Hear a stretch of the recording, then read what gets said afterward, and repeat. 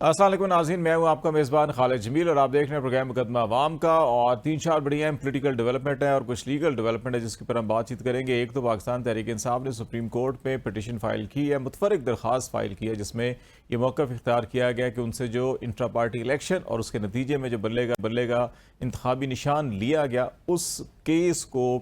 जल्द समाअत की जाए। और ये भी दरख्वास्त की गई कि जो इस वक्त 13 रुकनी बेंच मखसूस नशिस्तों का केस सुन रहा है, उसी बेंच के सामने ये मुकर्रर कर दी जाए। और मीनवाइल जस्टिस अतर मिनल्ला साहब, जो इस 13 रुकनी बेंच के मेंबर भी हैं, जो मखसूस नशिस्तों के केस की समाअत कर रहे हैं, उन्होंने अपना एक इजाफी नोट जारी किया है। उसके अंदर भी इलेक्शन कमीशन के कंडक्ट के ऊपर बड़े संगीन सवालात उठाए हैं और इलेक्शन के अंदर जो इरेगुलरिटीज़ हुई हैं उनके हवाले से भी ये बात की गई और कहा गया कि इस वक्त जो ये जो इलेक्शन से मुतल्लिक पीटीआई ने दरख्वास्त दी है कि इनकी तहकीकात होनी चाहिए, वो सारे मामला जो हैं कि इसी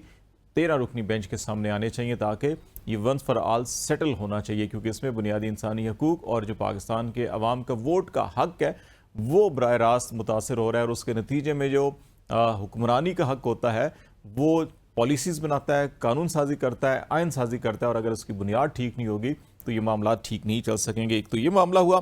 दूसरा मामला जो गुज़श्ता चंद माह से जो अदलिया में मुसलसल मुदाखलत और दबाव के हवाले से सुप्रीम कोर्ट में भी केस है, लाहौर हाई कोर्ट में भी आपने देखा, इसी तरह इस्लामाबाद हाई कोर्ट में और डिस्ट्रिक्ट कोर्ट्स के अंदर से भी शिकायत आई। उस सिलसिले में लाहौर हाई कोर्ट ने एक बड़ा अहम फैसला दिया है और उसमें प्राइम मिनिस्टर ऑफ पाकिस्तान जनाब शहबाज शरीफ साहब को यह हदायत की है कि वो तमाम इंटेलिजेंस एजेंसीज़ को और इदारों को हुक्म दें कि वो अदालत के अंदर अमूर में इस तरह से मुदाखलत ना करें जिस तरह से मुदाखलत की जा रही है। इसी तरह से IG पंजाब को भी कहा गया है कि वो तमाम DPOs को हदायत दें कि जो ज़ेर अल्तवा मुकदमात हैं उनके हवाले से डिस्ट्रिक्ट कोर्ट्स के अंदर कोई मुदाखलत ना की जाए, ना रब्ता किया जाए। और एंटी टेररिस्ट कोर्ट्स की जो सिक्योरिटी है और उनकी जो बाकी मामलात हैं उस हवाले से भी कुछ SOPs बनाए गए हैं। तो ये कितने पायदार होंगे और गवर्नमेंट के लिए कोई मुश्किलात होंगी नहीं होंगी और क्या मामलात आगे बढ़ सकेंगे। और फिर चीफ जस्टिस पाकिस्तान के खिलाफ एक रेफरेंस दरख्वास्त भेजी गई है। और फिर इसी तरह से एक केस जो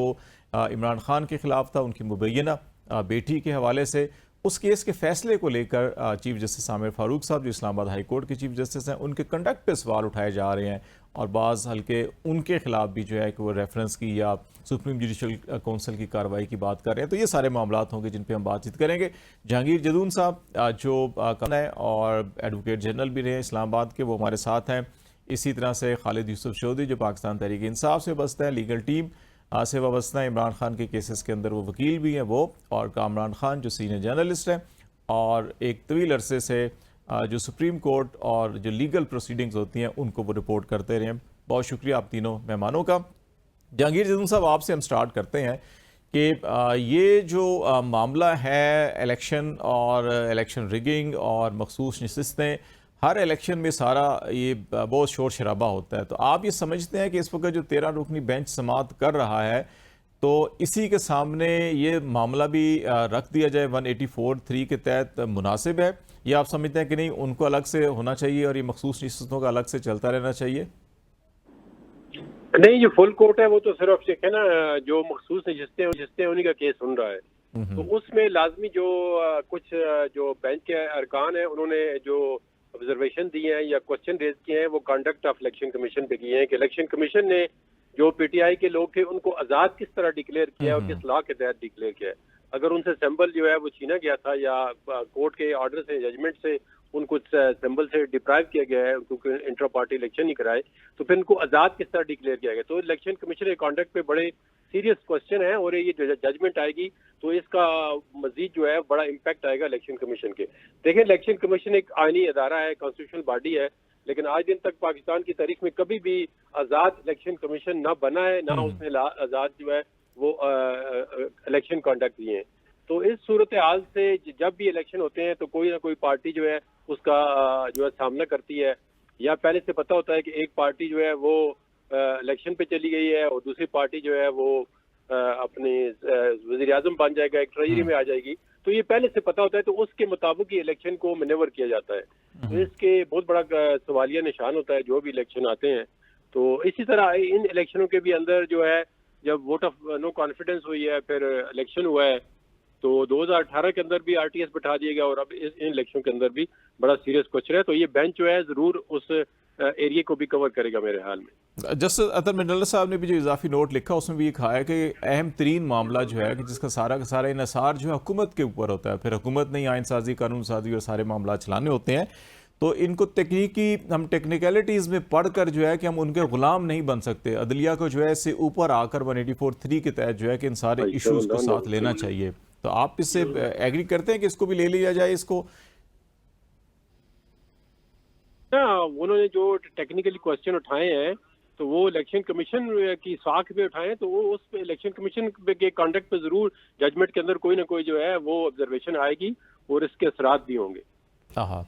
अच्छा कामरान खान, आप भी बड़े तवील अरसे से इस सारी चीज़ों को देख रहे हैं और आपने इलेक्शन भी देखा, इलेक्शन से पहले का माहौल भी देखा, इलेक्शन के बाद भी माहौल देखा। जैसे जदून साहब भी कह रहे हैं कि इलेक्शन से पहले ही पाकिस्तान के अंदर एक माहौल बनाया जाता है कि अच्छा किस पार्टी को हुकूमत देनी है, कौन से वज़ीर आज़म होने हैं, और फिर उसी माहौल के तनाजुर के अंदर तमाम रियासती इदारे जो हैं कि वो अपना फंक्शंस करते हैं, मनूवरिंग करते हैं, चीज़ों को तैयार करते हैं उसके लाने के लिए, और ये हमेशा हमने देखा भी है, माजी में भी होता रहा है। तो इस वक्त क्या हम इस स्टेज पे आ चुके हैं कि आप फील आप कर रहे हैं कि हमारे अदलिया के अंदर या हमारे इदारों के अंदर ये एक सोच डेवलप हो रही है कि हमें एटलीस्ट कभी ना कभी तो जाके इसके आगे बंद बनाना पड़ेगा और अपनी इस्लाह करनी पड़ेगी और कुछ चीज़ ऐसे असूल बनाने पड़ेंगे कि ताकि इससे हम छुटकारा पा सकें? या समझते हैं कि ये भी आप बस ठीक है, कुछ जगहों के ऊपर अच्छे रिमार्क्स होंगे, अच्छे बयान होंगे, लेकिन फिर उसी तरह से ही फैसले या उसी तरह कार्रवाई चलेगी जैसे माजी में हुआ? क्योंकि खालिद साहब, पहली बात तो यह है कि हमारे और आपके एक मुश्तरका दोस्त हैं, उन्होंने एक मौके पे बात की थी कि जी पाकिस्तान में बिल्कुल इंतहाई शफाफ इलेक्शन भी होना, यानी कि एक वोट भी जो है वो गलत ना पड़े और जिसको भी वो वोट डाला गया उसी के नाम का वोट निकले, तो तब भी वो क़यादत जिसको कि आप चाहते हैं कि ये इक़्तिदार में आए और ये ऐवानों में आए, वो लोग जो है ना वो नहीं आ सकते। एक तो ये एक ऐसी हकीकत है, ये हमारे इलेक्टोरल सिस्टम कह लीजिए, हमारा डेमोक्रेटिक सिस्टम कह लीजिए, हमारा ये गवर्नेंस का सिस्टम कह लीजिए, कि इसमें माफ कीजिएगा कि इसमें एक आम आदमी, यानी मैं ये चाहता हूं कि एक जो ठेले वाला है या कोई एक शरीफ आदमी है, वो उसको मैं कहता हूं कि जी उसको इलेक्शन जीतना चाहिए। तो यहां पर तो ऐसा कोई कल्चर नहीं है, हमारा पॉलिटिकल कल्चर ऐसा नहीं है कि जहां पर जो है ना वो कोई मेरे और आप जैसा लोग कोई है ना वो इलेक्शन जीत सके। नंबर बात ये अब हमारा सिस्टम ऐसा है, इलेक्टोरल सिस्टम ऐसा है। दूसरी बात ये कि ये जो आप बात कर रहे हैं ना,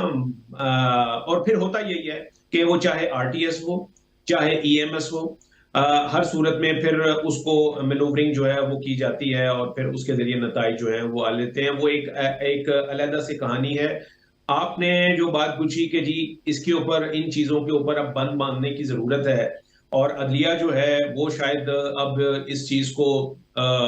इस जानिब जो है वो पेशरफ दिखा रही है। तो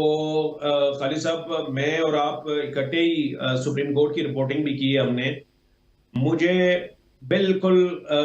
यकीन है कि ये वाला जो केस इस वक्त चल रहा है जिसमें कहा गया है कि एजेंसियों की मुदाखलत होती है, एग्जीक्यूटिव की मुदाखलत होती है जुडिशरी में,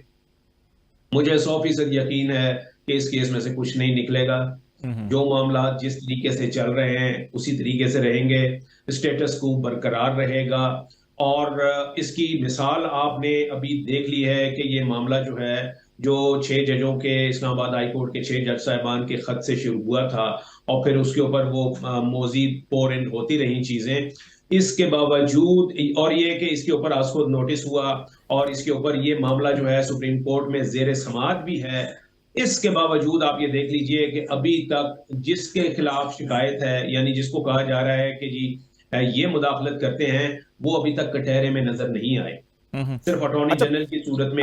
मैं इसमें जो तफसील पे आना चाह रहा था पार्ट 2 में, अभी जो मेरा क्वेश्चन था ना कि अदलिया के अंदर आपको नजर आ रहा है, वो था इलेक्शन से मुतल्लिक, या मखसूस नशिस्तें या इलेक्शन में रिगिंग, या जस्टिस अतर मिनरला साहब का जो इजाफी नोट आया आज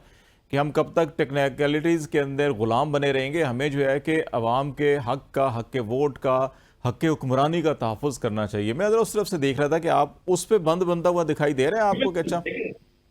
हाली साहब, बिल्कुल जस्टिस अतहरुल्लाह का जो पूरा नोट है, अजाफी नोट, वो मैंने पढ़ा है, और उसमें उन्होंने बड़े वाज़ेह तौर पर यह कहा है,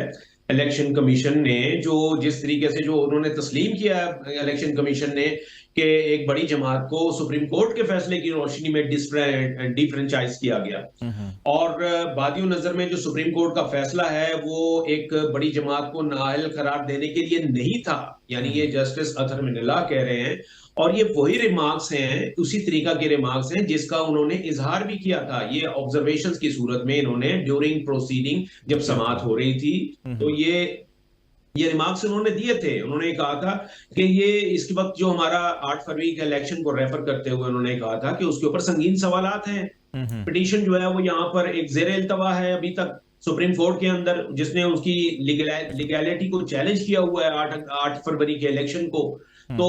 अब इन चीजों को आप कैसे इसको आइसोलेट कर सकते हैं? आप बात कर रहे हैं इलेक्शन के नताइज से मुतालिक, उसके बाद जो मखसूस नशिस्तें हैं उससे मुतालिक, तो जो इलेक्शन का असल नतीजा है और जो कंडक्ट ऑफ इलेक्शन है उसको आप कैसे नजरअंदाज कर सकते हैं अगर उसके ऊपर सीरियस क्वेश्चनिंग है? तो और इसके ऊपर आपको याद होगा उन्होंने रिमार्क्स दिए थे कि जी अगर इससे हम नजरअंदाज करेंगे तो इसका मतलब ये होगा कि हमने शुतुरमुर्ग की तरह अपना जो सर है वो रेत में दबा लिया है। मतलब बुनियादी जो जड़ है उसको हल करना चाहिए, रूट कॉजेज अगर हम हल करेंगे तो मामला चलेगा। मैं जरा खालिद चौधरी साहब को भी इन कर लूं, फिर बात को आगे बढ़ाते हैं कि खालिद चौधरी साहब आप ये बताएं कि ये इस पिटीशन में आपने 8 फरवरी के इलेक्शन के हवाले से जो पहले दायर की थी, कुछ ताखीर नहीं होगी कि ये थोड़ा अर्ली आप दरख्वास्त देते कि जनाब इसको अर्ली हेयरिंग करें इसकी, क्योंकि आप फरवरी का इलेक्शन हुआ, उस फरवरी में आपकी पिटीशन, और फिर अभी हम जून बल्कि जुलाई में 2 दिन बाद तो जुलाई में आ जाएंगे, और अभी जो आपकी पिटीशन और जस्टिस अतहर मिनल्लाह साहब के रिमार्क्स, आपको कोई तवक्को नज़र आ रही है कि यही 13 रुकनी बेंच आपकी समाअत करेगा इस केस की, या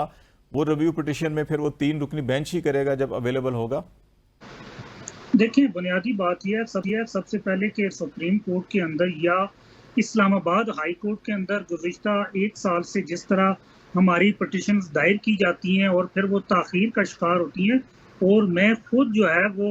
इमरान खान साहब की जितनी पिटीशंस थी जो उनके पर्सनल, उनके ख़िलाफ़ जितने भी क्रिमिनल केसेस जैसे साइफर और तोशा खाना या निकाह केस है, उनके हवाले से जब भी हमने पिटीशन दायर की है तो वो हमेशा ताख़ीर का शिकार रही, और सुप्रीम कोर्ट के अंदर भी अब मौजूदा दौर के अंदर हमारी जितनी भी पिटीशन दायर की जाती हैं, चाहे वो अर्ली हियरिंग हो या दूसरी पिटीशन हो, तो उनको टेकअप नहीं किया जाता, और उसके बरअक्स ओपन कोर्ट के अंदर कह दिया जाता है कि आपकी तो पिटीशन अभी आई नहीं, आना कि वो दायर हो चुकी होती हैं, लेकिन उनको चूंकि लगाया नहीं जाता। और अलबत्ता उसकी निस्बत इलेक्शन कमीशन की हूँ या नवाज शरीफ की पिटीशन हूँ तो वो फौरन टेकअप कर ली जाती है। ऐसी पिटीशन जिनमें नवाज शरीफ को फ़ायदा मिलने का इम्कान हो या सहूलत मिलने का इम्कान हो, तो वो तो पिटीशन फौरन टेकअप करके उनका फैसला कर दिया जाता है। लेकिन जिन पिटीशन के अंदर पाकिस्तान तहरीक इंसाफ या इमरान खान को कोई कानूनी आइनी इंसाफ मिलने का इम्कान हो, तो वो पिटीशंस या दरख्वास्तें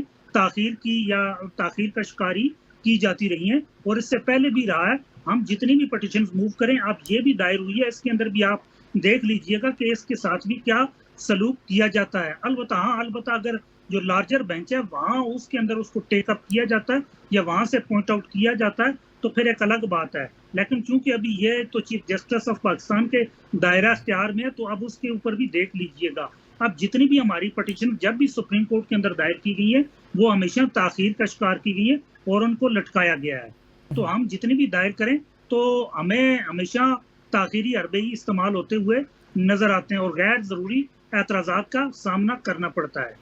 अगर ये जो 13 रुकनी बेंच है, आप समझते हैं कि यहाँ से अगर इसमें ये फिक्स हो जाए तो ज़्यादा मुनासिब है, या आप समझते हैं कि रिव्यू पिटीशन में वही 3 रुकनी बेंच समाअत करे तो ज़्यादा बेहतर है? नहीं, हमारा जो बुनियादी मुतालबा है कि वो ये 13 रुकनी बेंच जो है वो इसकी समाअत करे। अब जस्टिस काजी फाइज ईसा साहब का जो अपना केस था उसमें भी अब ये असूल तो आ चुका है कि लाजमी नहीं है कि वही बेंच के वही अरकान रिव्यू पिटीशन सुने। अब चूंकि जो मखसूस नशिस्तों का केस है वो इस पिटीशन के साथ बराह रास्त मुंसलिक है, और इस फैसले की आड़ लेके इलेक्शन कमीशन की जानिब से पाकिस्तान तहरीक इंसाफ को इलेक्शन से नायल करार दिया गया और तमाम उम्मीदवारों को आज़ाद करार दे दिया गया। तो अब ये ज़रूरी है कि इसको भी उसके साथ मिला के सुना जाए। अब कानून के अंदर अमूमी तौर पे ये असूल होता है, जहां अगर किसी एक आईनी या कानूनी सेक्शन के अंदर कोई इबाम हो तो दूसरी दफा के साथ मिला के पढ़ा जाता है। तो अब यहाँ भी इसी तरह के मखसूस नशिस्तों के केस के अंदर जो इबाम है वो अब इस पिटीशन को साथ मिला के सुनने से ही दूर हो सकते हैं। अगर इनको नजरअंदाज करके सुना जाता है तो मखसूस नशिस्तों का केस अपने बेहतरीन या मंतकी जो उसका बेहतरीन जो कानूनी फहम है जिसको टेक्निकली आप कहते हैं